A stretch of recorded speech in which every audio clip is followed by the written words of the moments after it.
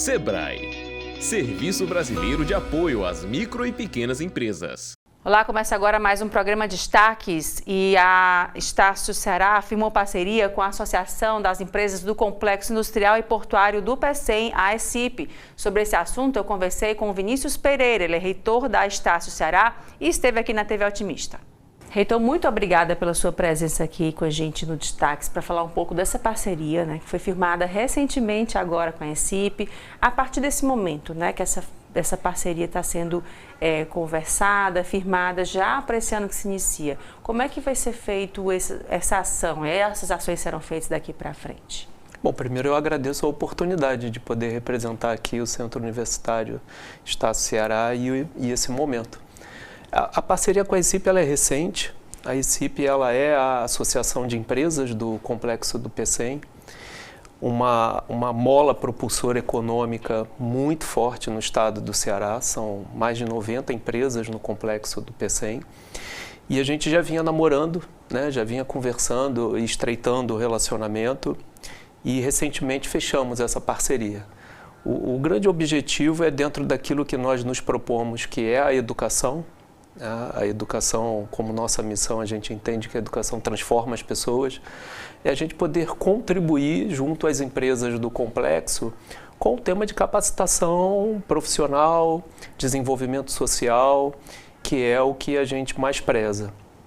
A gente entende que a partir daqui até à frente, nós teremos oportunidade de escutar os presidentes das empresas, teremos oportunidade de escutar os diretores de recursos humanos, saber quais são suas dores, saber onde nós podemos sugerir algumas soluções de capacitação, desenvolvimento, onde também podemos ser inseridos num desenvolvimento social de algum projeto que beneficie a grande região.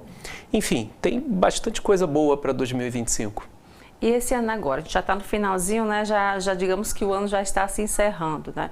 Como é que foi a ação da Estácio como um todo aqui no estado do Ceará, né? Como é que tem sido esse trabalho de 2024 na sua avaliação? Olhando agora para trás, né, já encerrando o ano, né, letivo e de trabalho de todos nós, foi um ano muito positivo. Nós conseguimos também construir parcerias estratégicas dentro do Estado, mais uma vez, dentro da nossa proposta educacional. Estamos desenvolvendo cada vez mais e fortalecendo um relacionamento com a Secretaria Estadual de Educação, onde você tem mais de 750 escolas de ensino básico no estado do Ceará. Então, dentro da nossa proposta e também do convite da Secretaria, a gente vem desenvolvendo alguns projetos institucionais. Desenvolvemos também um projeto junto ao Tribunal de Justiça do Estado, onde dentro das nossas unidades terão agora células de conciliação, né, mediadas por pessoas do tribunal, mas onde os alunos do curso do Direito poderão usufruir desses momentos e, enfim, contabilizar na sua grade como estágio supervisionado. Desenvolvemos também aumento de vagas em alguns hospitais da rede para que os alunos do centro universitário que estudam na área de saúde possam ter mais vagas, mais horas para poder capacitar, treinar, estagiar, enfim. Tem muita coisa boa que aconteceu em 2024 e olhando para 2024, pensando em 2025, tenho certeza que será um ano ainda melhor. E no caso, falando dessa ação que o senhor falou, né, da sociedade também, né, está sendo beneficiada pelas ações da própria universidade, uma vez que os alunos também estão presentes, né, na vivência prática, sim, uma vez que é importante a vivência teórica aliada à prática, né? E esse aluno já sair com esse entendimento da sociedade em volta, já sair com essa expertise, né, da prática em si, antes mesmo da formatura, né, de se formar. Qual o ganho, né, das duas partes, da sociedade, né, uma vez que tem esses serviços à disposição, e dos próprios alunos, da comunidade acadêmica como um todo, nessa divisão aí, nessa parceria? Acho que você já matou a charada, assim, realmente é um ganha-ganha entre a sociedade e a instituição. Toda instituição de ensino, principalmente a instituição de ensino superior, ela tem como objetivo trabalhar em um tripé. que é ensino, pesquisa e extensão.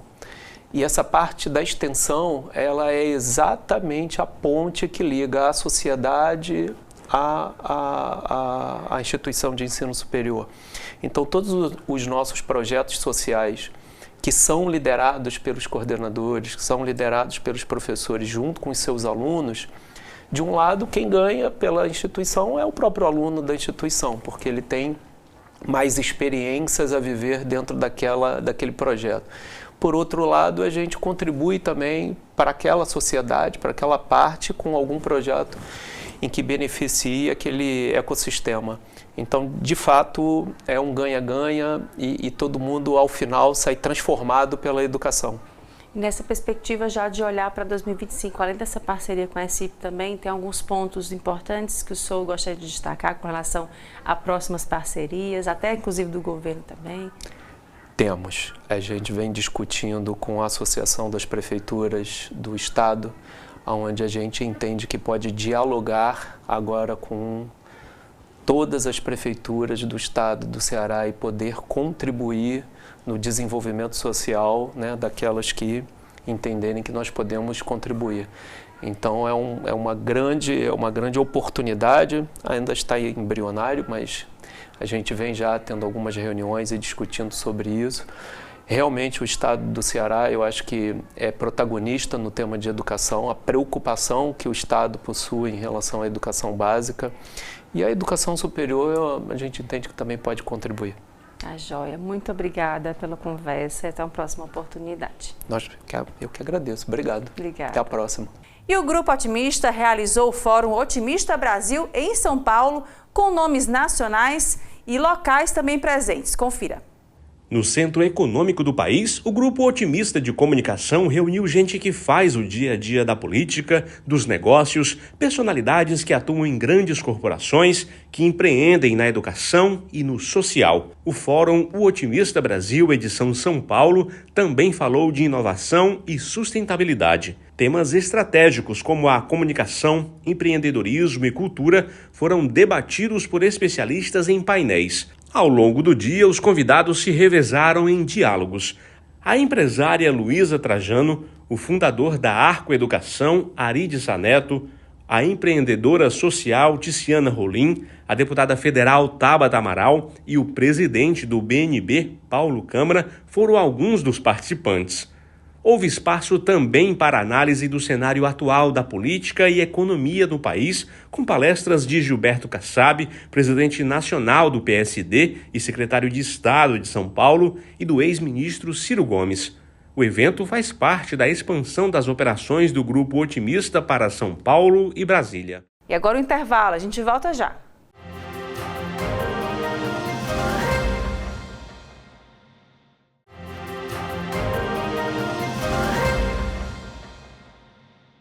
E o CIMEC realizou a sua comenda na FIEC. Nossa equipe esteve lá presente. Confira. Criada em 2012, a Comenda Mérito CIMEC, Sebastião de Arruda Gomes, é um reconhecimento às empresas que impulsionam o setor industrial do Ceará com inovação, dedicação e compromisso.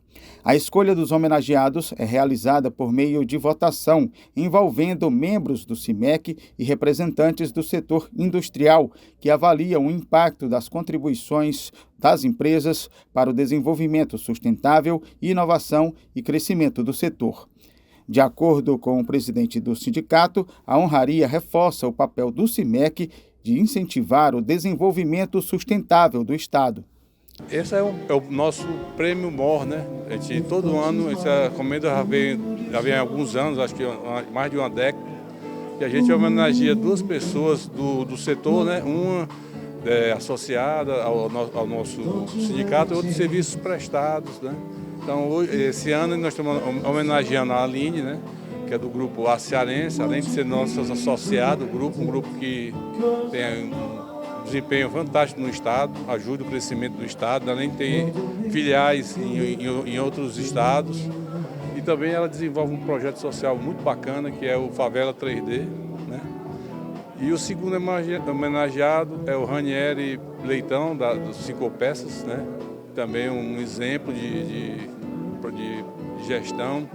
A gente está tirando muitas lições, trazendo para o CIMEC as iniciativas dele, das 5 peças, para a gente implantar no sindicato, para criar um associativismo maior, né?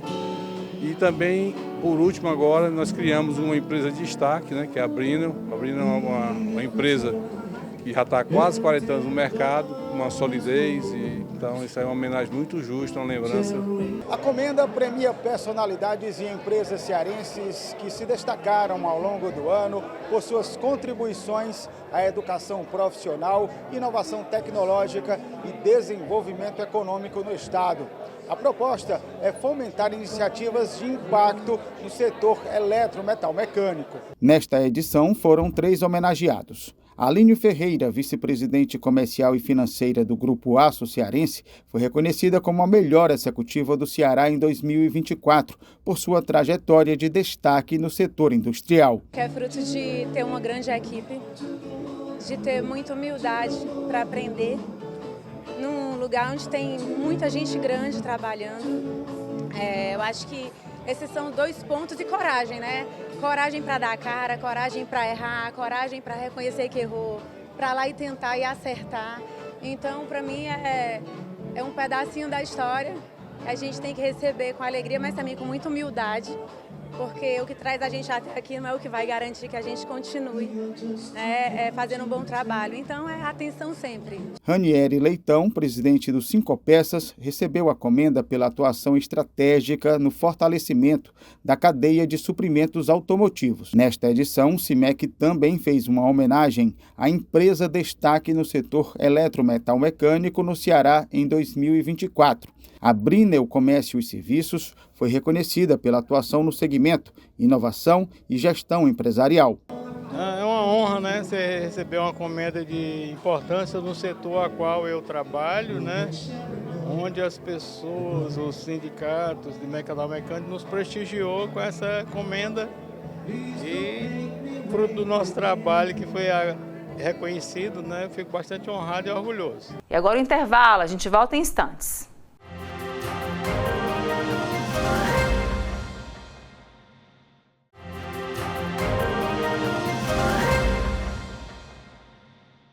E o mês de dezembro é todo voltado para a conscientização contra o câncer de pele. Sobre esse assunto, eu conversei com a dermatologista Caroline Fechin. Acompanhe.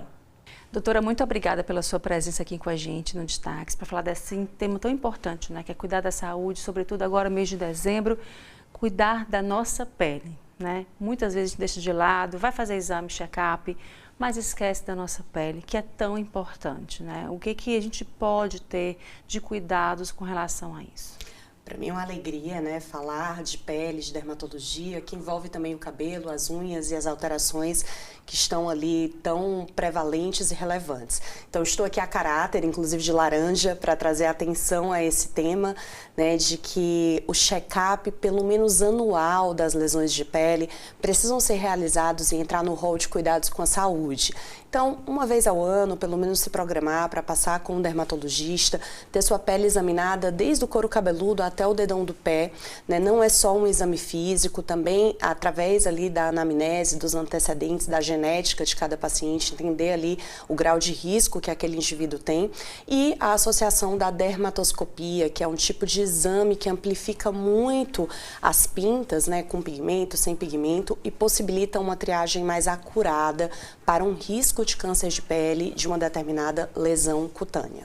A senhora falou com relação a esse exame importante, né? A gente vê muito o nosso braço, o rosto, que está visível. Sim. No couro cabeludo também pode aparecer. Quais são esses cuidados a mais que muitas vezes a população não sabe?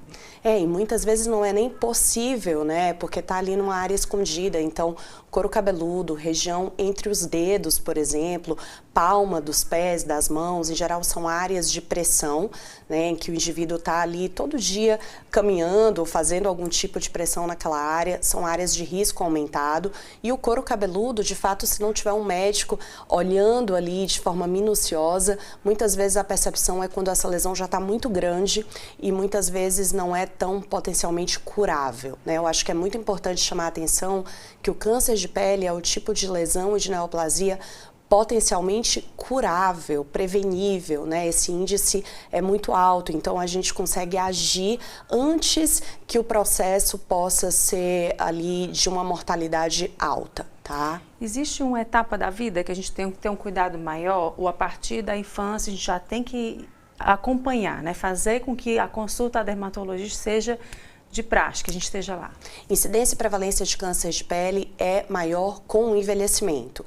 Então, a partir dos 40 anos é quando a gente começa a ver um índice maior, mas ele pode acontecer em qualquer momento da vida. Então, pode acontecer em crianças, em adolescentes, em adultos e, claro, com uma prevalência muito maior em idosos. Por quê? Porque tem um efeito cumulativo da exposição ao principal fator de risco, que é o sol, né? Mas existem também neoplasias causadas por alterações genéticas, por exemplo. O próprio melanoma, né, que é o mais grave do tipo de câncer de pele, existe com uma história familiar, muitas vezes, e também com episódios de queimaduras pontuais. Então, às vezes, aquele episódio de insolação, de queimadura pontual, aumenta o risco do câncer de pele para o tipo mais grave, que é o melanoma. Não é o mais frequente, não é o mais comum, mas é o mais grave. Eu lembro que há um tempinho atrás era bonito aquela cozinha de sol, né? Você ter aquela marquinha de sol, né? Sim. Até tem muita gente que gosta de ir à praia e deixar a marquinha. Quais são esses cuidados, né? O que se deve ter com relação a isso? A gente vê hoje muito mais fortalecido o uso do protetor solar, né? Não só no rosto, mas no corpo todo. Mas o que tem, né, desses cuidados que a gente deve ter quando vai, principalmente agora, nesse período de férias, né? A criançada de férias, a gente também entrando. Como é que a gente consegue controlar, se divertir, aproveitar o sol de forma saudável? Algo muito bacana que nós tivemos de evolução cultural depois do surgimento do filtro solar foi essa mudança cultural do que é belo, né? Acho que antes existia essa associação com uma pele queimada. É uma queimadura de primeiro grau, né? Então hoje existe um conceito muito mais saudável com relação à forma de se expor. Até as crianças, né? Todo mundo tem aquele hábito de colocar as roupinhas com fator de proteção, que também existe para os adultos. Os próprios surfistas, quando vão fazer uma prática esportiva, quem gosta de velejar, já tem ali um hábito maior de proteger a área exposta da pele, usar o filtro solar e reaplicar. Então, tudo que leva à queimadura solar aumenta o risco de câncer de pele. E todo e qualquer cuidado de fotoproteção vai minimizar isso e deve ser estimulado. E graças a Deus, culturalmente, houve uma mudança dessa visão. Que bom, né, que isso aconteceu, né? E com relação também, por exemplo, cosméticos com filtro de proteção e roupas, como a senhora falou, com proteção. Mesmo assim, precisa ser feita a proteção antes, colocar um protetor antes? O mais adequado é que aquele momento seja na sua casa, né? Na hora que você vai, por exemplo, colocar uma roupa, um biquíni, um maiô para ir à praia, uma sunga de banho, naquele momento você já aplica em toda a extensão corporal e uma quantidade adequada, né? Então, uma colher de chá, por exemplo, para uma área de um rosto, a gente brinca até com 5 dedos, qualquer coisa aplica ali na pontinha do dedo e vai espalhando e construindo camadas, né? Então, precisa usar, mas precisa usar também em quantidade adequada. Até porque naquele momento você vai ter uma ação do filtro solar na pele, uma ação de reflexão quando em contato com o sol, mas também uma ação química e depois, a depender do que foi exposto, precisa haver a reaplicação. Por que a depender? Porque se você entra na água, é claro que aquele produto também vai de algum modo ser eliminado e quando você sai, você deve reaplicar. Se você não entrou na água, mas você também teve uma grande transpiração, foi fazer um beach tênis, jogar um vôlei de praia, também é importante, depois ali de mais ou menos 2 horas, reaplicar o produto, né? E aí isso vai variar de acordo com cada prática, né, de cada indivíduo. Os cosméticos que vêm com proteção solar, a gente antes precisa passar o protetor mesmo assim? Normalmente, o nível do FPS que tem no cosmético varia muito, né? Então, se for um FPS 15, um FPS 20, é importante que antes você aplique um fator de proteção mais alto. Se for um FPS mais alto, teoricamente, ele também vai estar cumprindo aquele papel. Mas o que eu acredito é, se você vai para uma prática de exposição agressiva ao sol, passe antes o filtro solar, porque a ação do cosmético vai adicionar ao efeito daquele filtro, mas ele não vai substituir, né? Agora, se for aquele cuidado do dia a dia, num ambiente fechado, andar rapidamente na rua, dirigir o carro, se for um FPS acima de 30, aí já é um outro panorama. No caso do fator de proteção, Sim. né? Ele é de acordo com o tom de pele ou é de acordo com a idade? O que a gente tem atualmente com relação a isso? Na verdade, a idade não, tá? Eu acredito que o que a gente acaba considerando mais, né? O fototipo do paciente, os pacientes mais claros, eles têm um risco maior de câncer de pele, mas os pacientes de fototipos altos, né? Os pacientes com uma pele mais escura, também têm risco. Então, o preconizado use um filtro solar pelo menos com FPS acima de 30. Os produtos, os fotoprotetores, eles também têm uma proteção à radiação UVA, não é só a radiação UVB. E também a própria luz visível, que está presente nas telas, nas luzes no geral. Inclusive aqui, na luz forte. E isso acaba promovendo um fotoenvelhecimento, né? Então existe um papel também para isso, não só com relação ao câncer de pele, que é o principal. E aí, quando você consegue aumentar o nível do FPS, você consegue aumentar a sua proteção. No passado, esses produtos tinham, às vezes, uma cosmética pesada, que lembrava uma pomada, difícil de espalhar.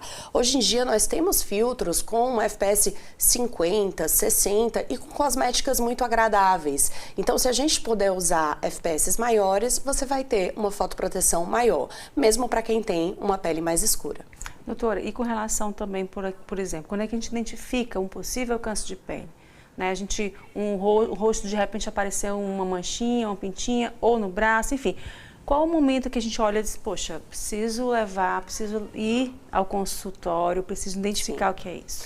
Então, além da consulta anual com o dermatologista, alguns sinais de alerta são qualquer lesão nova que surgiu e não tinha antes e que tem uma mudança ali de característica em termos de simetria, ou seja, uma lesão assimétrica, com múltiplas cores, que tem sangramento espontâneo, aquela feridinha, você não bateu, você não traumatizou, mas é uma ferida que surgiu espontaneamente, que não cicatriza, né, que você já está há algum tempo com ela fecha, depois abre de novo. Isso deve fazer com que você volte ao dermatologista para que seja examinado e realizado uma dermatoscopia e encaminhado para o tratamento adequado daquela lesão. E no caso também, assim que identificado, qual o tipo de tratamento atualmente, né? Os protocolos que são feitos. Existem casos e casos, né? Mas identificado a tempo, esse câncer, ele é curável? Identificado a tempo, o tratamento vai ser cirúrgico, vai acontecer a retirada da lesão, a maneira como é retirado muda com as suspeitas diagnósticas, se a gente está pensando no basocelular, no espinocelular ou no melanoma, né? No melanoma existem estadiamentos, assim como para lesões, outras lesões oncológicas, no espinocelular também, mas a maneira como aquela lesão vai ser biopsiada, muda, né? E aí, a depender do resultado da biópsia, estadiamento de cada lesão, vão ter ou não tratamentos adicionais relacionados àquilo. Mas sim, a grande maioria, quando identificado precocemente, é curado com a cirurgia. Eu acho que essa mensagem é muito importante de ser passada para todo mundo que nos assiste. E quando a gente fala em câncer, né, muitas vezes assusta ainda, né? A questão de identificação. Às vezes até as pessoas têm medo de irem ao consultório porque acham que pode ser, né? E tem também a questão de utilizar diagnósticos errados na internet. Muitas vezes você olha e você tira uma foto, aparece, né? Vai pesquisa de imagem. Não é assim, né, doutora? Tem que ir no consultório. Não é assim, até porque muitas doenças de pele têm um aspecto que pode causar estranheza, né, para o público leigo. Muitas doenças crônicas de pele, né, e aí a gente pode dar exemplos de várias. A própria psoríase, que é uma doença tão comum de pele, pode ter um aspecto estranho para quem olha, né, no início. E aquilo não é uma neoplasia de pele, por exemplo. E às vezes o câncer de pele pode parecer algo muito desprezível para o indivíduo leigo, né? Ele pode olhar aquela lesão e falar, ah, mas ela é plana, não me chamou tanta atenção, nem tem tantas cores assim. E na verdade, naquela lesão que ele não está valorizando, pode morar um problema. Então, esses sinais de alerta que eu falei anteriormente são importantes, mas a verdade é que o diagnóstico precisa ser dado pelo especialista, né? Então, a gente não deve postergar essa ida ao médico. Ela é essencial. Assim como a gente já tem esse comportamento para outras neoplasias, a mamografia mamografia está ali para o câncer de mama, né? E que é tão importante no caso de prevalência para a mulher. No caso da pele, a gente também não pode postergar. Isso só atrasa e faz com que o tratamento fique mais difícil, mais demorado e mais custoso. E no caso, a identificação é feita mais em mulheres, homens? Como é que está isso atualmente? Então, na verdade, o câncer de pele é o principal no mundo e no Brasil, né? É o número 1. Muita gente não sabe disso, às vezes acha que é o de mama, por exemplo, né? O de pele é o principal. Existe incidência em homens e mulheres e a variação muitas vezes é o tipo e o local. Então, no caso das mulheres, por exemplo, regiões além do rosto, regiões expostas, como as pernas, acabam sendo mais prevalentes. No caso dos homens, o tronco, que muitas vezes é mais exposto, até em atividades ocupacionais de trabalho, tem uma incidência maior. Então, existem essas variações do local, da área, com relação ao gênero. Mas é uma doença igualmente importante para homens e mulheres. E quando a gente sai de casa, muitas vezes a gente esquece de colocar o protetor solar em áreas importantes, né? Tá dirigindo, a mão está sendo exposta no sol, né? O colo também, né? Sim. Então, todos esses lugares que estão expostos, a senhora recomenda que a pessoa utilize o protetor, mesmo, por exemplo, tô de short, boto nas pernas, é exatamente essa regra? É exatamente essa a lógica. A área exposta deve ser fotoprotegida. Atrás da orelha, que é uma região, homens em geral têm um cabelinho mais curto, mulheres que também têm cabelo curto, às vezes esquecem de passar atrás da orelha, né? Tanto que às vezes são lugares que ficam de queimadura, depois de ir para a praia, passou em todos os lugares, esqueceu ali, dedinho ali dos pés, essa região de cima do peito do pé, que a gente chama de forma, né, enfim, mais popular, é uma área que pode ser esquecida. Então, todas as áreas que estão expostas, às vezes os pacientes calvos, as mulheres também calvas com rarefação, que podem queimar o couro cabeludo. Hoje em dia existem filtros solares em spray, né, que podem ser aplicados também nessa região. E é claro que a gente está reforçando o filtro solar, mas medidas de fotoproteção no geral são muito válidas. O chapéu, o boné, né, o óculos escuro. Então, tudo que está ali trazendo uma camada de proteção vai ter o seu valor. Tá, joia, doutor. Muito obrigada. Mais uma vez, até uma próxima oportunidade. Prazer é meu e muito obrigada. E o Destaques fica por aqui. Obrigada pela sua companhia e até o próximo programa.